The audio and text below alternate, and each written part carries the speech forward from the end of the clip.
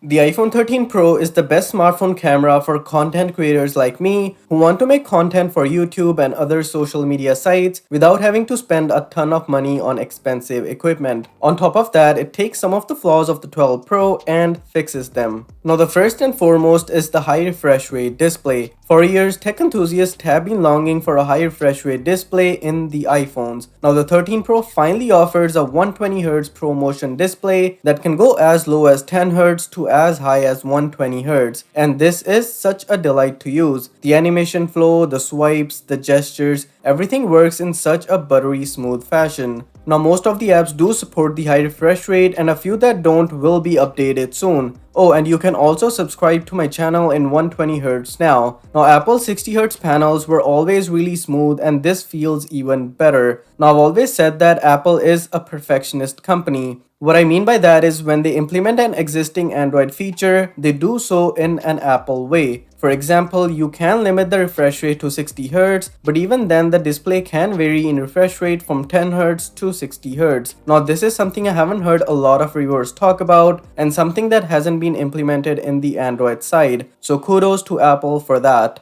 The notch also got smaller by a tiny margin. It took Apple 5 years to realize that they could move the earpiece to the top bezel. Hopefully, it takes way less to remove the notch altogether. Now, I'm pretty sure you've heard countless reviewers rant about Apple not using the extra screen real estate to show the battery percentage, but I won't do that. Other than that, the display here is amazing. It has all the bells and whistles that you expect from a flagship. So HDR10, Dolby Vision, ceramic shield, 1200 nits of peak brightness, and a flat panel. Now, I must applaud Apple for always sticking with a flat panel. And I'm also happy that Apple didn't change the design language of the phone. The 13 Pro shares the same DNA of the iPhone 12 Pro, so the boxy design, the sharp edges, and the frosted glass back all combine to make a great looking and a great feeling phone. Now, it is heavier than last year, which is all for good reasons. The shinier side railing is well a fingerprint magnet. The buttons are nice and clicky, and I'm sure people will notice all of this for a minute and then slap on a case anyways. Other than that, the speakers are amazing and louder than last year. Call quality, Bluetooth, Wi-Fi, and other basic phone functions have been top-notch for me. Now, speaking of things that are top-notch, let's talk about the phone's battery. Like I said, this boy is thick. That is because Apple has increased the size of the battery to 3095 mAh.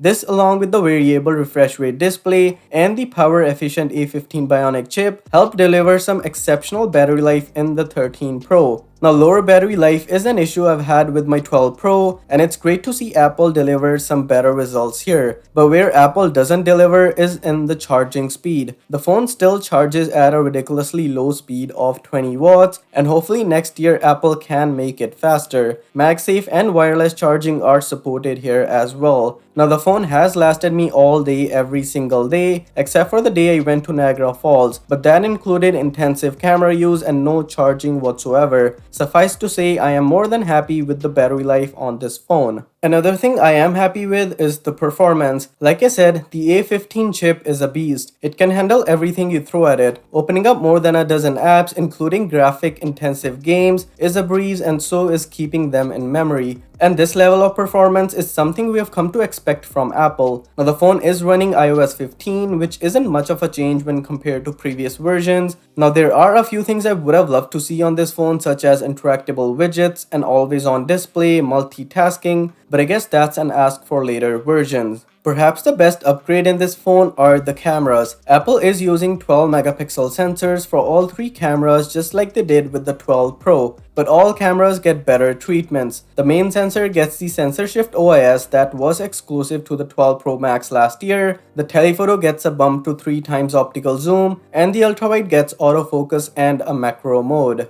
Now, what I like to do in my reviews is share the same shot taken with all three lenses. I think this helps us get a better understanding of how well a company has calibrated the cameras in terms of color reproduction, sharpness, contrast, dynamic range, and much more. By the way, spoiler alert, Apple has nailed it here. Now, looking back at the shots I have taken and the ones I am sharing, I can confidently say that this is indeed one of the best smartphone cameras right now. All three lenses can capture the shot perfectly with very little difference. The main lens is always on point in terms of color reproduction, dynamic range, focus, sharpness, and contrast. Now this is true for the telephoto and the ultra-wide lens as well. Like I said earlier, there is no noticeable difference when switching between different lenses, and that's what we need in a smartphone. Getting a great shot without having to worry about which lens to use is something I love in the iPhone 13 Pro. Once again, kudos to Apple for that. Now portrait mode is amazing as well. Selfies are generally great, but I would love to see Apple implement an ultra-wide selfie camera next year. Overall, this phone takes some amazing shots in good to great lighting conditions. However, where these new sensors shine is in night photography. There is a noticeable difference in the amount of light these sensors take in when compared to the iPhone 12 Pro. Now, I'm not a night photography person, but I'm sure these sensors can capture some amazing moments in low light. Now, Apple has also managed to cram in a macro mode with the ultra-wide camera. It's great to see Apple do this instead of using a 2-megapixel useless sensor. Shots in this mode turn out to be great as long as you can focus correctly. Now, they do suffer from fringing on the sides, but that hasn't bothered me a lot. Now, an example of Apple giving its users more control of how they want the shot is in the different photo profiles. Clicking on this layered icon reveals 5 different photo profiles. One is standard iPhone processing, then is rich contrast, which seems to be pixel-like, vibrant seems to be Samsung-like, and then we have warm and cool profiles. All shots I have shared in this review are in the standard profile because most people will leave it like that, but personally I would set it on rich contrast to get that pixel-like look from an iPhone.